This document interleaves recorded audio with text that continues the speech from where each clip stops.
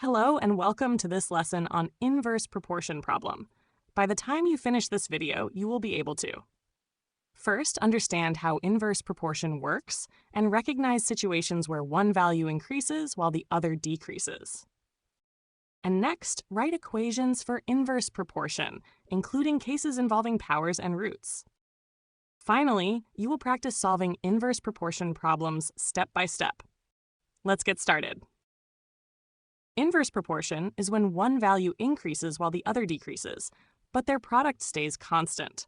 If two quantities are inversely proportional, one is proportional to the reciprocal of the other.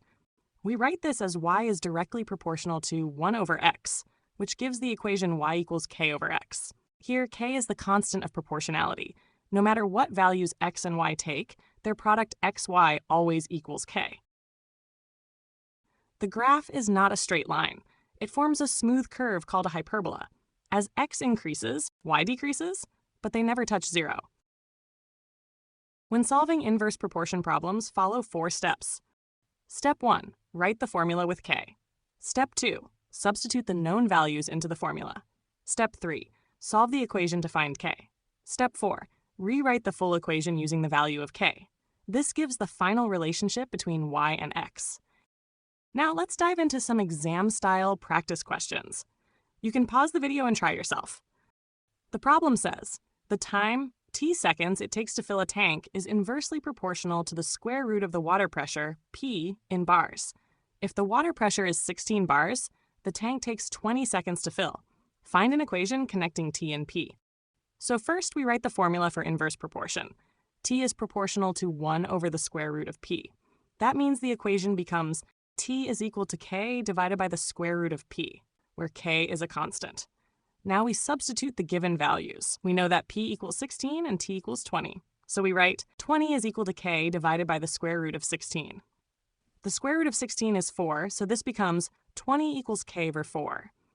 Next, multiply both sides by 4 to find k. This gives k equals 80. Finally, substitute this value back into the formula. So the equation connecting t and p is t equals 80 divided by the square root of p. Let's move on to another question. You can pause the video and try it yourself. We are told that the brightness b of a light source is inversely proportional to the square of the distance d from it. If the brightness is 100 lumens when the distance is 2 meters, find a formula for b, and then work out the brightness when the distance is 5 meters. So first, we write the formula for this relationship. B is proportional to 1 over d squared.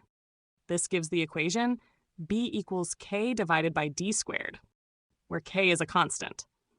Now we use the given information to find k. We are told that b equals 100 when d equals 2. So we substitute these values into the equation. 100 equals k divided by 2 squared. Since 2 squared is 4, this becomes 100 equals k divided by 4. Next, multiply both sides by 4 to find k. K equals 400. Now we can write the formula connecting b and d. B equals 400 divided by d squared. Finally, we find the brightness when d equals 5. Substitute d equals 5 into the formula. B equals 400 divided by 5 squared.